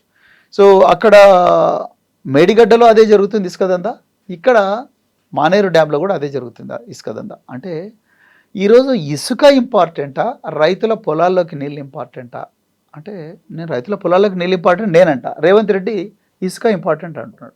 కేసీఆర్ గారు రైతుల పొలాల్లోకి నీళ్ళు ఇంపార్టెంట్ అన్నారు. రేవంత్ రెడ్డి నాకు ఇసుక దందానే ఇంపార్టెంట్ అంటున్నాడు. అంటే ఇద్దరు వ్యక్తుల మధ్యలో ఆలోచన విధానం, పరిపాలన సరళి చూస్తే మీకు క్లియర్గా అర్థమవుతుంది ఎవరి ప్రయోజనాలు ఎవరి గుండెలో ఉన్నాయనేది. నేను అదే చెప్పాలనుకుంటున్నాను. Okay. So RS Praveen Kumar గారి మీద ఈ మధ్యన వినిపిస్తున్నటువంటి విపరీతమైనటువంటి ఒక వైరల్గా సర్క్యులేట్ అవుతోంది. బీఆర్ఎస్ పార్టీని కూడా వదిలిపెట్టి వెళ్ళిపోతారు, బీఆర్ఎస్ పార్టీలో కూడా ఉండట్లేదు అని ఉంటున్నారా, వెళ్తున్నారా? నేను మీరు ఈ ప్రశ్న అడుగుతారని అనుకున్నాను. నేను బీఆర్ఎస్ పార్టీ అధికారంలో ఉన్నప్పుడు రాలేదు. బీఆర్ఎస్ పార్టీ అధికారం కోల్పోయి 10 మంది ఎమ్మెల్యేలు, ఇంకా కొంతమంది సీనియర్ నాయకులు, ఒక ఎంపీ, వీళ్ళందరూ కూడా మళ్ళీ అధికారం ఉన్న కాంగ్రెస్కు జంప్ అయిన తర్వాత అప్పుడు నేను బీఆర్ఎస్ పార్టీ లోపలికి వచ్చాను. మళ్ళీ నేను బీఆర్ఎస్ పార్టీ కేసీఆర్ గారి నాయకత్వంలో రాష్ట్రాన్ని మళ్ళీ ఒకసారి గొప్పగా చూడాలని అనుకున్నాను. అందుకొరకే నేను బీఆర్ఎస్ పార్టీలో ఓడిపోయినా కూడా వచ్చింది. ఎందుకంటే ఇది పోరాటాల నుంచి ఉద్భవించిన పార్టీ, తెలంగాణ ప్రయోజనాలు గుండెలో పెట్టుకున్న పార్టీ అని ఆబ్వియస్గానే అర్థమవుతుంది.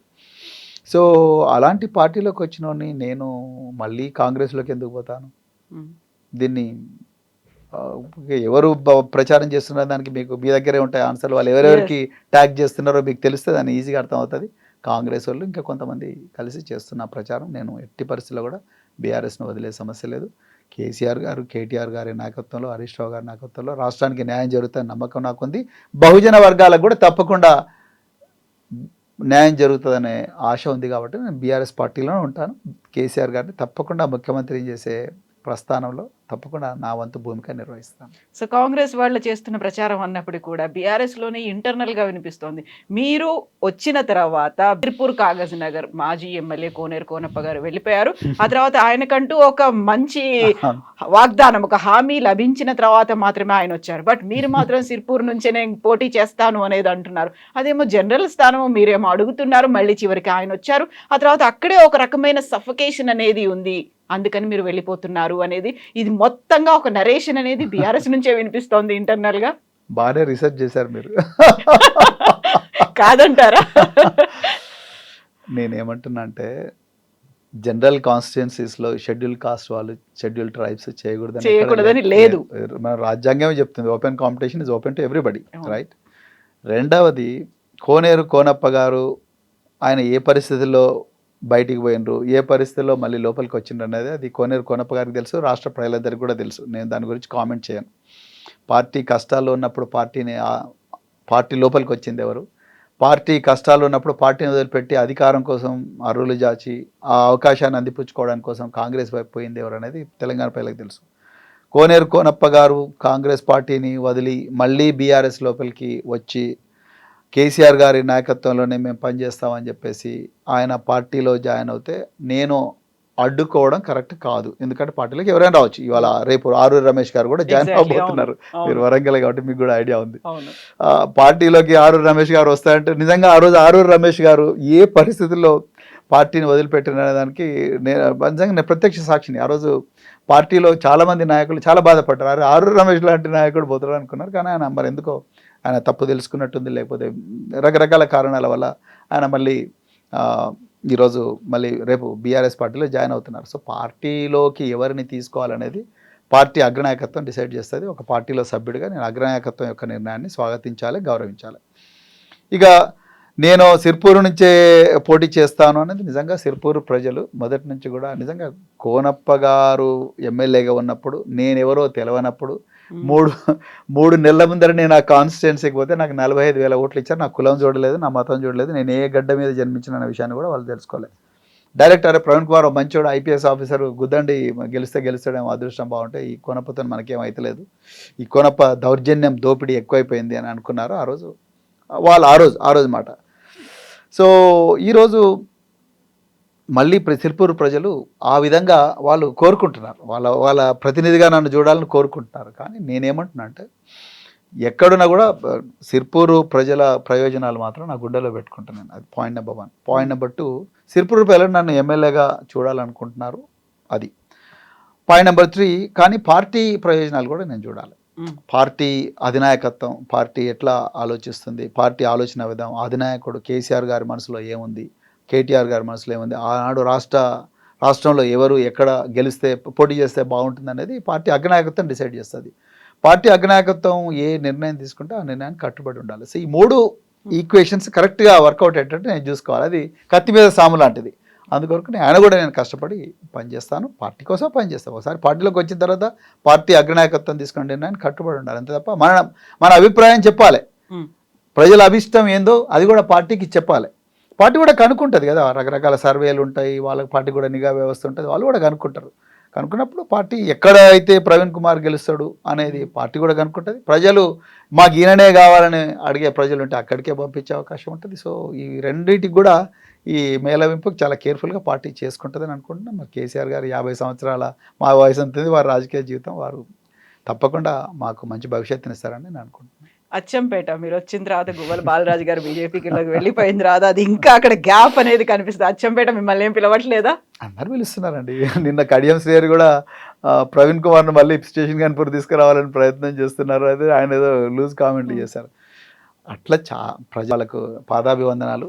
సో నేను తప్పకుండా ప్రజల అభిష్టాన్ని గౌరవించాలి. ప్రజాస్వామ్యం అంటే ప్రజలను గౌరవించడం. ప్రజలు ఎక్కడి నుంచి అయినా వాళ్ళ అభిమానానికి నిజంగా కృతజ్ఞత. నేను తెలంగాణలో 4000 గ్రామాలు తిరిగాను బీఎస్పీలో. ఆఫీసర్గా ఉన్నప్పుడు కూడా చాలా గ్రామాలు తిరిగాను. 4000 గ్రామాలు 350 రోజులు ఎండనక వాననక రేయనక పగలనక చెట్ల కింద పండుకున్నాము, గుడిసెల్లో పండుకున్నాము, అన్నీ చేసాము. వాళ్ళందరూ కూడా వాళ్ళకున్నది పెట్టిండ్రు మాకు. సో అంత గొప్పగా ఆదరించిన ప్రజలు.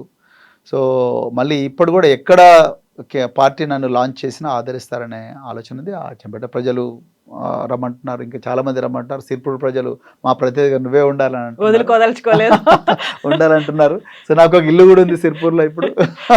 కానీ కేసీఆర్ గారు ఫైనల్ డెసిషన్ మేకర్, సో వారికే వదిలేస్తాం. ఓకే, సో ఇప్పుడు ఫోన్ ట్యాప్ గురించే మళ్ళీ మనం వచ్చేస్తే ఫస్ట్ హరీష్ రావు, కేటీఆర్, సంతోష్ రావు, నెక్స్ట్ ఎవరు కేసీఆర్ అనేది ఎందుకు వినిపిస్తోంది? సిట్ వాళ్ళే చెప్పాలి కవిత గారు, సిట్ వాళ్ళే చెప్పాలి. అది మేము మళ్ళీ చెప్తున్నాం, ఇన్వెస్టిగేటింగ్ ఏజెన్సీస్కు మేము కోఆపరేట్ చేయమని మేము చెప్పడం లేదు. తప్పకుండా చేస్తాం. చట్టం 160 సిఆర్పిసి నోటీస్ ఇచ్చినప్పుడు తప్పకుండా చేయాలి.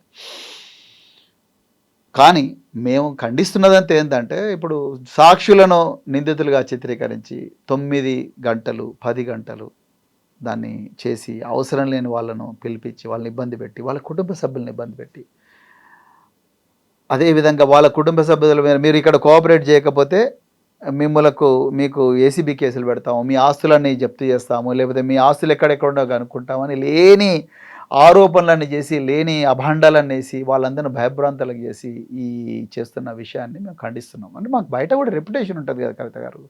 ఇప్పుడు ఏం చేయనేరానికి పోయి మమ్మల్ని 9 గంటలు కూర్చోమంటే ఎట్లా బయట ఏమనుకుంటారు ప్రజలు? నిజంగా వీళ్ళు ఎంత నేరం చేసినారు అనుకుంటారు. అవన్నీ చేయొద్దని మేము రిక్వెస్ట్ చేస్తున్నాం.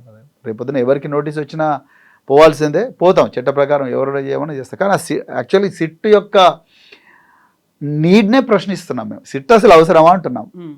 ట్యాపింగ్ చట్టబద్ధమైనప్పుడు సిట్ ఎందుకు అంటున్నాం. ఒకవేళ మీ పోలీసులు ఏమైనా తప్పు చేసి ఉంటే వాళ్ళ మీద ఇన్వెస్టిగేట్ చేసుకోండి అంటున్నాం. అది మీ ఇంటర్నల్ మ్యాటర్. రాజకీయ నాయకులు పెట్టి దీని ఒక ధారావాహిక సీరియల్ లాగా మనసు మమత, డాక్టర్ బాబు, ఎంతెంత దూరం లాగా మీరు కంటిన్యూస్గా నడిపిస్తున్నారు. ఇది కరెక్ట్ కాదని మేము పోలీసు వాళ్ళను చెప్తున్నాం, అంతే తప్ప వాళ్ళను టార్గెట్ చేయడం లేదు. వాళ్ళు మంచి ఆఫీసర్లే. వాళ్ళు కేసీఆర్ గారు ముఖ్యమంత్రిగా ఉన్నప్పుడు కూడా ఇప్పుడున్న ఆఫీసర్లు అప్పుడు గొప్ప గొప్ప పొజిషన్లలో ఉన్నారు. సో కానీ ఇది అవసరం లేదు, ఈ ధారావాహిక అవసరం లేదని మేము అంటున్నాం, అంతే తప్ప నోటీస్ వస్తే ఎవరైనా పోవాల్సింది. దాంట్లో ఆల్రెడీ పోలీస్ అధికారులు అరెస్ట్ అయ్యి లోపలే ఉన్నారు. ఆ తర్వాత నెక్స్ట్ టర్న్ అంతా ఇప్పుడు పొలిటీషియన్స్దే అవుతుంది, వీళ్ళే అరెస్ట్లు అవుతారు అనే మాట. నిజంగా అరెస్టులు ఉంటాయా? మంత్రివర్గం, ముఖ్యమంత్రి, గతంలో మాజీ ముఖ్యమంత్రి, వీళ్ళందరినీ అరెస్ట్ చేస్తారనేది అది జరిగితే రాష్ట్రం అగ్నిగుండం అవుతుందండి. ఎందుకు చెప్తున్నా అంటే, నేను ఇది పూర్తిగా కక్షపూరితంగా చేసిన చర్య అవుతుంది. అది ఎవ్వరు కూడా ఒప్పుకోరు. అది కరెక్ట్ కూడా కాదు. యాక్చువల్గా మీరు ఇంటెలిజెన్స్ ఐజీ ప్రభాకర్ రావునే అత్యంత ఘోరంగా అతన్ని హింసిస్తున్నారు. అది కూడా కరెక్ట్ కాదు. ఎందుకంటే ఆయన ఇదే సజ్జనార్ గారి దగ్గర, ఇంకా మిగతా పై అధికారుల దగ్గర పనిచేశారు. 16 సంవత్సరాలు ఇంటెలిజెన్స్ డిపార్ట్మెంట్లో పనిచేశారు. క్యాన్సర్ సర్వైవర్ ఆయన. ఎన్నో గొప్ప పనులు చేశారు. అవన్నీ కొన్ని నేను చెప్పలేను కూడా. నేను ఇప్పుడు పనిచేస్తున్న ఆఫీసర్లు కూడా ఎంతోమంది ఎంతో గొప్ప పనులు చేశారు. నేను వాటి గురించి మాట్లాడడం కరెక్ట్ కాదు. అలాంటి వాళ్లకు కేంద్ర హోంశాఖ మంత్రి మెడల్స్ ఇచ్చాడు. ప్రభాకర్ రావుకు బెస్ట్ ఇంటెలిజెన్స్ ఆఫీసర్ అని మెడల్ ఇచ్చారు. ప్రభాకర్ రావుకు ప్రెసిడెంట్ ఆఫ్ ఇండియా మెడల్ ఇచ్చారు. అలాంటి వాళ్ళను 14 రోజులు ఒక జూబ్లీహిల్స్ పోలీస్ స్టేషన్లో పోలీస్ కస్టడీలో పెట్టి ఒక మామూలు క్రిమినల్గా చూసినట్టు చూడడం ఏదైతే ఉందో అది కరెక్ట్ కాదు. అదే నేరం. ఇక అక్కడి నుండి మీరు రాజకీయ నాయకుల దగ్గరకు వచ్చి వాళ్ళని అరెస్ట్ చేస్తే రాష్ట్రం అగ్నిగుండం అవుతుంది. వాళ్ళకి సంబంధం ఉండదండి. అసలు హరీష్ రావు గారు ఏమేమి మంత్రి శాఖలు చేశారు? మార్కెటింగ్, నీటిపారుదల, ఫైనాన్స్, ఆరోగ్యం రైట్. కేటీఆర్ గారు ఏమేం చేశారు? మున్సిపల్ అభివృద్ధి శాఖ, పంచాయతీరాజ్ శాఖ, గ్రామీణాభివృద్ధి శాఖ, అదేవిధంగా ఐటీ శాఖ, పరిశ్రమల శాఖ. ఇక్కడ ఎక్కడైనా హోంశాఖ ఉందా? లేదు. సో ఈ ఇద్దరు మినిస్టర్లను పిలిపించి మీరు ఏం మాట్లాడతారు వాళ్ళతోని? అదేవిధంగా ఇప్పుడు జోగినపల్లి సంతోష్ గారిని పిలిపించి ఆయన రాజ్యసభ సభ్యుడు, ఆయనకు పోలీసు వాళ్ళకి ఏం సంబంధం ఉంటుంది? బట్ ఇక్కడ మీరు అన్న దాంట్లో వాళ్ళు హోంశాఖ నిర్వహించలేదు అంటే హోంశాఖ మంత్రిని కూడా పిలుస్తారా? అంటే గతంలో మహమూద్ అలీ చేశారు. మరి అది వాళ్ళే డిసైడ్ చేసుకోవాలి. అది వాళ్ళు డిసైడ్ చేసుకోవాలి. అదేమన్నా పైప్ లైన్ లో ఉందా ఆయన కూడా పిలవడం అనేది? మీరు చూడాలి. మరి అది సిట్ వాళ్ళు మనకు చెప్పారు కదా. రేపు ఈ మాట కూడా వినిపించింది. అంటే అదేమన్నా చేస్తుంటే హోంశాఖ మంత్రి చేస్తుంటారేమో, వాళ్ళ ఆదేశాలు ఇచ్చి ఉంటారేమో, మేము ఎందుకు ఇస్తాం, మా శాఖ ఆ పరిధిలో మేము లేం కదా అనే మాట కూడా అన్నారు అనేది. అది ఎవరైనా అంటారు. మనమే అంటున్నామంటే అర్థం చేసుకోండి. వాళ్ళైనా అదే అంటారు, ఎవరైనా కామన్ మ్యాన్ కూడా అదే అంటారు. వాళ్ళకి హోమ్ మినిస్టర్ కాదు కదా, వాళ్ళకి అసలు ఫైల్సే రావు కదా, పోలీస్ ఫైల్స్. డీజీపీ పోయి రోజు హరీష్ రావు గారి ఇంటి ముందో కేటీఆర్ ఆఫీస్ ముందర ఉండరు కదా, అంటే వాళ్ళ దగ్గర కూర్చొని చర్చ చేయరు కదా. ఆ ఫైల్స్ వాళ్ళకి సర్క్యులేటే కావు. సర్క్యులేట్ కానప్పుడు వాళ్ళు ఎట్లా రెస్పాన్సిబుల్ అవుతారు? కామన్ సెన్స్ అది. రాజకీయ నాయకులను సంబంధం లేని విషయాల్లో అరెస్ట్ చేస్తే నిజంగా చాలా గొప్ప నేరం చేసిన వాళ్ళు అవుతారు పోలీసు వాళ్ళు. రాష్ట్రం అతలాకుతలం అవుతుందని నేను అనుకుంటున్నాను. నిజంగా పబ్లిక్ చూస్తున్నారు. ఎందుకంటే అక్కడ ఆల్మోస్ట్ 5,000-6,000 మంది ప్రజల జీవితాల్లోకి తొంగి చూశారు. వాళ్ళందరూ దేశద్రోహులు కాదు, లేకుంటే సంఘ వ్యతిరేక శక్తులు కాదు. కామన్ పబ్లిక్ భార్య భర్తలతో ఏం మాట్లాడుకుంటున్నారు అనేది, ఫ్రెండ్స్ మధ్య ఏం మాట్లాడుకుంటున్నారు అనేది. మీరు కూడా ఆ మీడియా కథనాలని మీరు కూడా క్యారీ అయిపోయారు. ప్రజలు ఏం ఆలోచిస్తున్నారు? ప్రజలు అదేంటే ప్రజల ముందర వాస్తవాలు పెట్టే ప్రయత్నంలోనే మేము ఇన్ని ప్రెస్ కాన్ఫరెన్స్లు పెడుతున్నాం, మాకు ఇన్ని నోటీసులు వస్తున్నాయండి. ఇప్పుడు మాకు నోటీస్ వస్తుంది, మీరు అర్థం చేసుకోండి. ఇప్పుడు ఒక తమ్నేల్ పెట్టి ఆ రకుల్ ప్రీత్ సింగ్ అని ఎవరు సినిమా యాక్టర్ అంట, సో ఆమెను రకుల్ రావు అని ముఖ్యమంత్రి అంటాడు. వాళ్ళ ఇళ్లలో వాళ్ళ మహిళలు ఏమనుకుంటారండి? మీరు ఒకసారి ఆలోచించండి. వాళ్ళ ఇళ్లలో వాళ్ళ పిల్లలు ఏమనుకుంటారు, వాళ్ళ మహిళలు ఏమనుకుంటారు, వాళ్ళ బంధువులు ఏమనుకుంటారు? ఇంత వ్యక్తిత్వ హననం చేస్తూ ఉంటే ఎట్లా చూసుకుంటూ కూర్చోవాలి? ఇప్పుడు మేము చేస్తున్న ప్రయత్నం అంటే అదే. మీరేమో 6,000 మంది జీవితాలు నాశనం అంటే, ఇక్కడ 4 కోట్ల మంది ఉండే తెలంగాణను తీసుకొచ్చిన ఉద్యమకారులు ఇప్పుడు మంత్రులైనరు. ఆ ఉద్యమకారుల జీవితాలు, వాళ్ళ పరిస్థితి ఏంటండి? మరి వాళ్ళ కుటుంబాలు ఏమనుకుంటాయి? వాళ్ళ గురించి ఆలోచించిన వాళ్ళు చేయని నేరం వాళ్ళకి అంటగడితే ఎట్లా చూడాలండి దీన్ని? Common sense. దీంట్లో ఏ వ్యక్తిగత స్వార్థం లేకుండా నేను మాట్లాడుతున్నా, నిష్పక్షపాతంగా మాట్లాడుతున్నా. మీరు 4,000 మందిని ఎందుకు చేసిండ్రో ఆరోపణలు ప్రూవ్ చేయలేకపోతున్నారు. సో అదేవిధంగా ఇప్పుడేమో ఎవరైతే ఆ డిపార్ట్మెంట్కి సంబంధం లేని వాళ్ళని తీసుకొచ్చి మీరు 9 గంటలు విచారిస్తున్న సమయంలోనేమో అన్ని మీడియా ఛానల్స్లో, మీకు అనుకూలమైన మీడియా ఛానల్స్లో ఫేక్ అశ్లీలమైన థంబ్నెయిల్స్ పెట్టి చేస్తే మేము దాని మీద కేసు పెడితే ఇన్వెస్టిగేట్ చేయరు. ఇదే హైదరాబాద్ పోలీసులు. మరి ఎట్లా చూడాలి? ఎవరికి చెప్పుకోవాలి ఈ బాధ? ప్రజలకే చెప్పుకోవాలి. అందుకొరకే మేము ప్రజలకు చెప్పే ప్రయత్నం చేస్తున్నాం. దానికి మీకు నోటీసుల మీద నోటీసులు వస్తున్నాయి. అదే నేను చెప్తున్నా. బీఆర్ఎస్ పార్టీ ఏం ఎక్స్పెక్ట్ చేస్తుంది? అరెస్ట్లు అవుతాయని ఏమన్నా అనుకుంటోందా? మేము దేనికి భయపడము. ఆనాడు ఉద్యమం చేసినప్పుడు బీఆర్ఎస్ పార్టీ 14 సంవత్సరాలు పోరాడితే తెలంగాణ వచ్చినప్పుడు ఎంతోమంది జైలు పోయినరు, ఎన్నో కేసులు అయినాయి. ఇదొక కేసు. కానీ ఈ తప్పుదో బట్టి బీఆర్ఎస్ పార్టీ ఏం ఆలోచిస్తుందంటే, ప్రజలను రేవంత్ రెడ్డి అసలైన సమస్యలు, కోల్ బ్లాక్ కుంభకోణం కానీ, వాళ్ళ అల్లుడు సృజన్ రెడ్డి చేస్తున్న కుంభకోణాలు కానీ, హైదరాబాద్ ల్యాండ్ ట్రాన్స్ఫర్మేషన్ పాలసీ ఏదైతే ఉందో, హిల్ట్ కింద 9,300 ఎకరాలను 5 లక్షల కోట్ల విలువైన దాన్ని 30% తక్కువగా 30% విలువకే ఈరోజు రియాల్టర్లకు కట్టబెడుతున్నారన్న వ్యవహారం కానీ, తర్వాత రైతుల భూములు గుంజుకుంటున్న వ్యవహారం కానీ, రకరకాల రోహిన్ రెడ్డి అనే వ్యక్తి గెస్ట్ హౌస్లో తుపాకీ పెట్టి దక్కన్ సిమెంట్ వాళ్ళను బెదిరించిన వ్యవహారాలు కానీ, వీటి రైతుల రుణమాఫీ కానీ, నిన్న కూడా ఒక గురుకుల అమ్మాయి చనిపోయింది కామారెడ్డిలో. విద్యార్థులు 120 మంది 120కి పైగా విద్యార్థులు చనిపోయినారు. వీటి గురించి కానీ, రైతుల ఆత్మహత్యల గురించి కానీ, ఆటో డ్రైవర్ల గురించి కానీ, జీతాలు రాని ఉద్యోగుల గురించి కానీ, లేకపోతే పెన్షన్ రాని పెన్షనర్ల గురించి, వాటన్నిటి గురించి మేము పోరాడుతుంటే మమ్మల్ని వేరే విధంగా ఎంగేజ్ చేయడం కోసమే ఈరోజు ప్రజల అటెన్షన్ డైవర్ట్ చేయడం కోసం మీరు మొట్టమొదట ఈ ఇంటర్వ్యూ స్టార్ట్ చేసినప్పుడు ఒక మాట అన్నారు, రాష్ట్రం అంతా ట్యాపింగ్ ట్యాపింగ్ ట్యాపింగ్ ట్యాపింగ్ గురించి మాట్లాడుతున్నారు. రాష్ట్రం అసలు దేని గురించి మాట్లాడాలి? రాష్ట్రం దేని గురించి మాట్లాడాలంటే రాష్ట్ర సంపద ఎందుకు తగ్గుతుంది, రాష్ట్రంలో పిల్లలు ఎందుకు చనిపోతున్నారు, రాష్ట్రంలో పెన్షనర్లకు పెన్షన్ ఎందుకు రావట్లేదు, రాష్ట్రంలో భూమి అంతా కూడా రియాల్టర్లకు ఎందుకు కట్టబెడుతున్నారు, మన తెలంగాణలో సిగలో మాణిక్యం కావాల్సిన ఒక తెలంగాణ కిరీటంలో మాణిక్యం కావాల్సిన ఒక సింగరేణి ఇవాళ కేవలం 3-4 కాంట్రాక్టర్లకే ఎందుకు మరి భోజ్యంగా మారింది? వీటి మీదే చర్చ జరగాలి కదా. అమెరికాలో మిన్నెసోటాలో ఒక వ్యక్తిని అరెస్ట్ చేసేటప్పుడు ఫైర్ చేసి చచ్చిపోయినందుకే దేశం అంతా కూడా అతలాకుతలమై ఘోరంగా మంచు పడుతున్నా కూడా ప్రజలందరూ రోడ్ల మీదకి వచ్చిండ్రు. ఏంటి మన దగ్గర ఇంత విచ్చలవిడి జోపిడి జరుగుతుంటే ఒక్కడు కూడా రోడ్డు మీదకి వస్తలేడేంది? బట్ మీరు కూడా డైవర్ట్ అయిపోయినట్టుంది కదా కంప్లీట్గా. రాష్ట్రంలో ఉన్నటువంటి బీఆర్ఎస్ లీడర్లు అందరూ హైదరాబాద్కు వస్తారు, వరుసగా సిట్ ముందు వాళ్లే అటెండ్ అవుతూ ఉంటారు, నాయకుడితో పాటుగా వెళ్తారు, విచారణ అయి బయటకు వచ్చేంత వరకు ఉంటారు. మరి మీరెందుకు ఏమీ తప్పు చేయలేదు అనుకున్నప్పుడు మిగతా విషయాల మీద సమస్యల మీద పోరాడొచ్చు కదా? దీన్ని చేస్తున్నాం కదా. మరి కోల్ బ్లాక్ బయట పెట్టింది ఎవరు? అదేవిధంగా బనకచెర్ల దోపిడీ బయట పెట్టింది ఎవరు? పాలమూరులో 45 టీఎంసీలు ఉత్తమ్ కుమార్ రెడ్డి గారు ఉత్తగా అప్పగించిన విషయాన్ని దోపిడీ బయట పెట్టింది ఎవరు?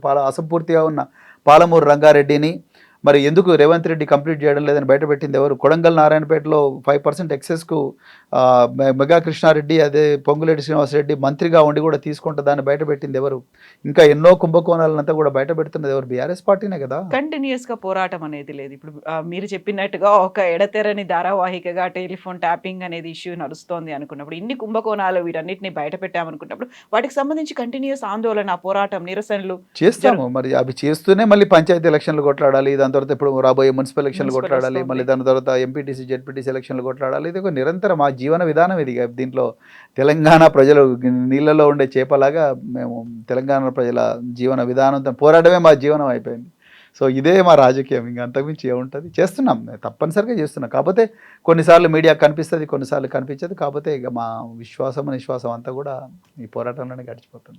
Sir, thank you so much. Best wishes to you. Thank you sir. And for more videos, Please subscribe to iDream. Please subscribe to iDream. Please subscribe iDream. And please subscribe to iDream.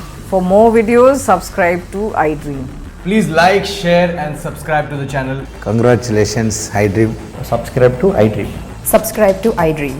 So subscribe to iDream Media. iDream ki iDream team andarki huge congratulations. Please subscribe iDream Media. Please subscribe to iDream. Subscribe iDream. Please subscribe to iDream. iDream అంటే నా కళల ఛానల్ను subscribe చేసుకున్న నోరు తిరుగుతలేదు, మీరైతే గంట గుర్తు కొట్టండి. For more such videos, please subscribe to iDream. Subscribe to iDream. Please subscribe to iDream. Please subscribe iDream Media. Please do subscribe to iDream. Please subscribe to iDream Media. For best entertainment and information, please subscribe iDream. And don't forget to subscribe to iDream.